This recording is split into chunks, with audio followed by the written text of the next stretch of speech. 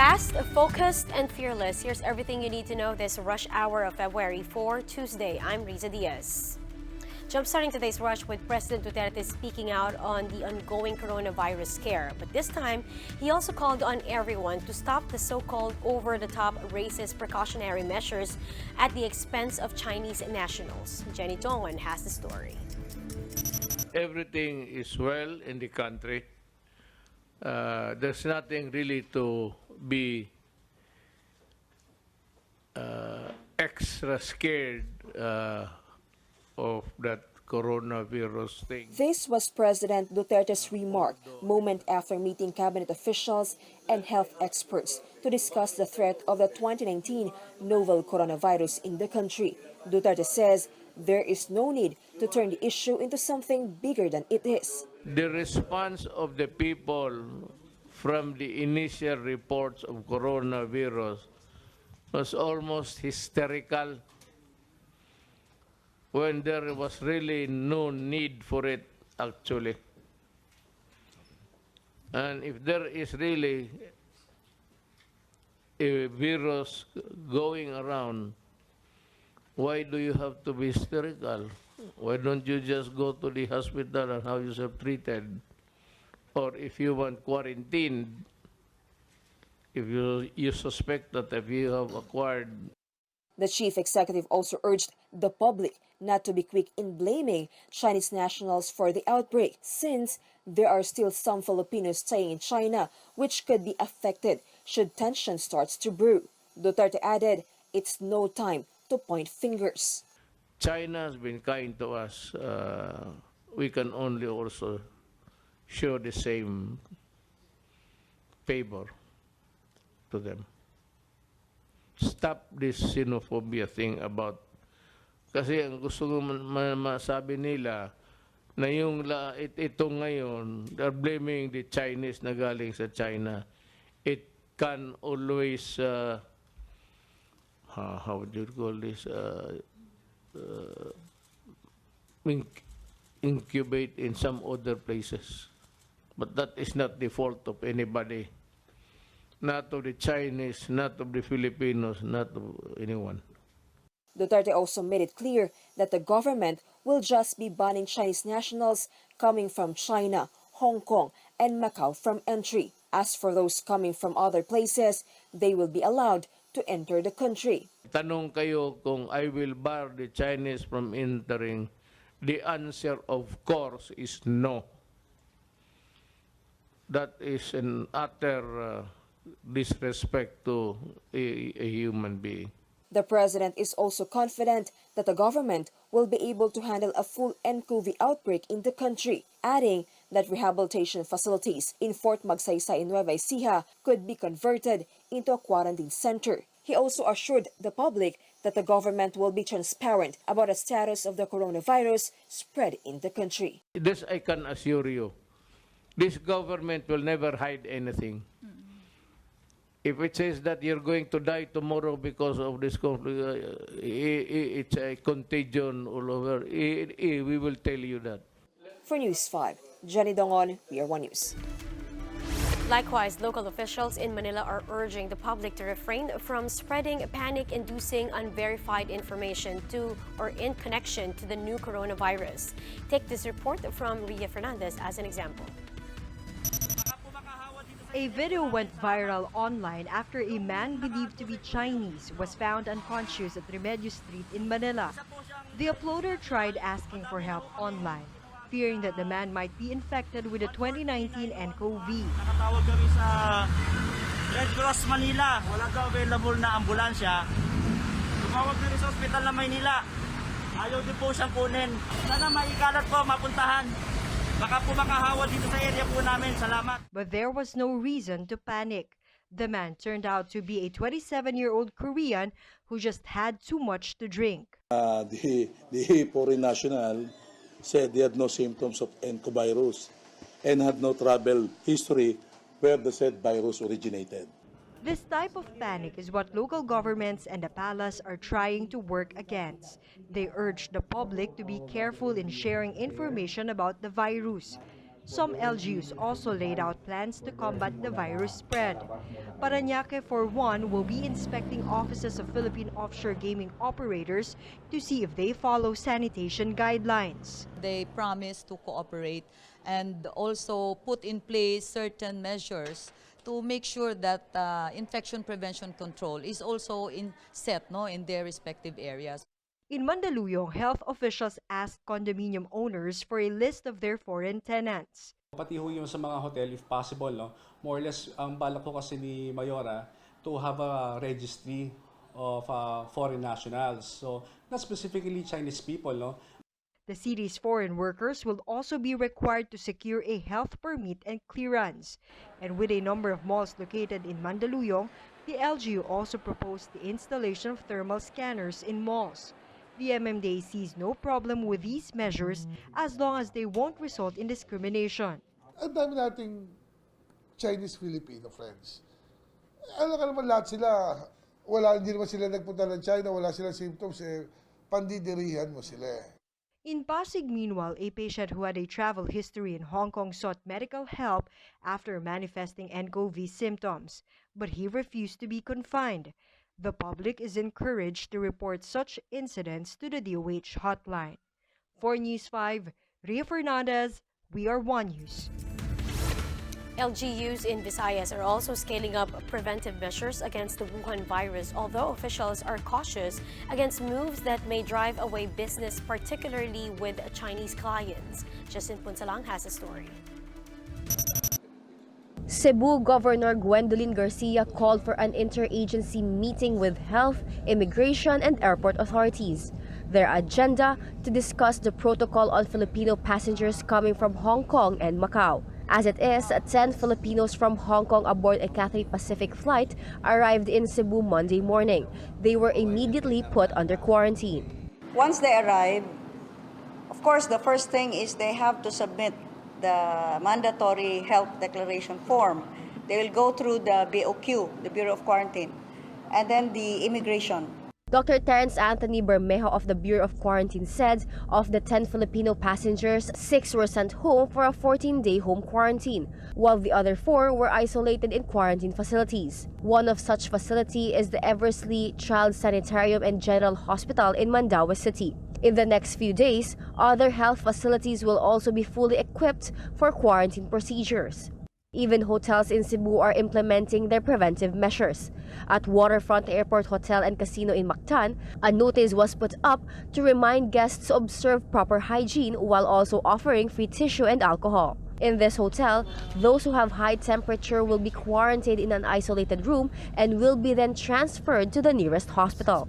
Governor Garcia says the outbreak scare resulted in drop in tourist arrivals in Cebu.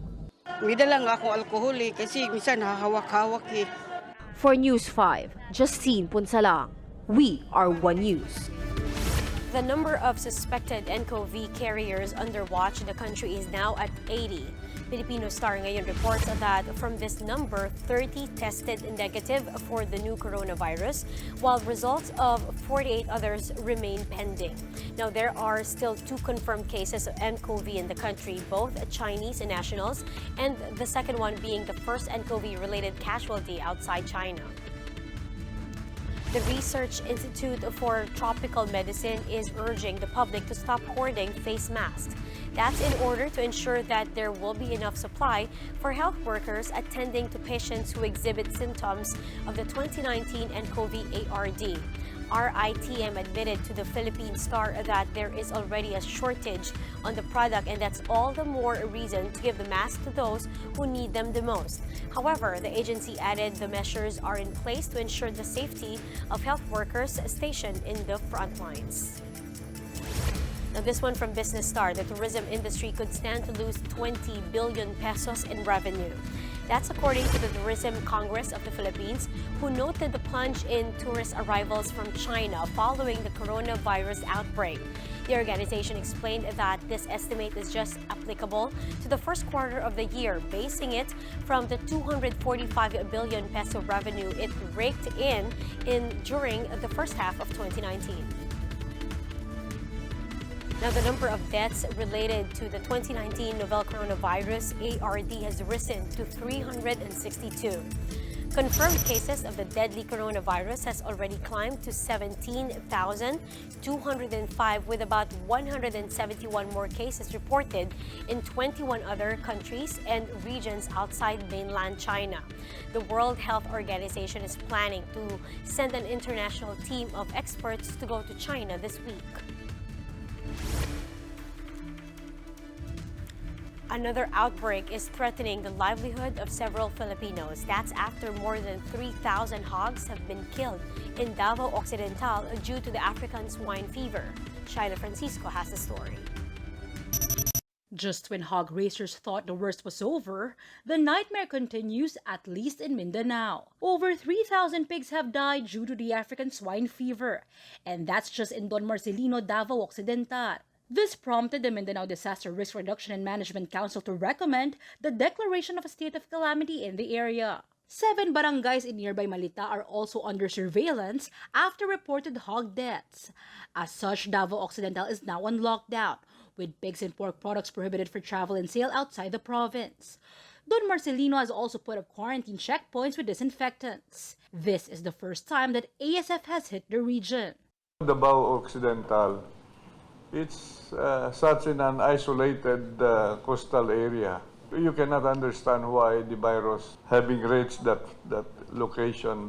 In total, 11 provinces and cities have been hit by the African swine fever since August, with deaths reaching more than 190,000.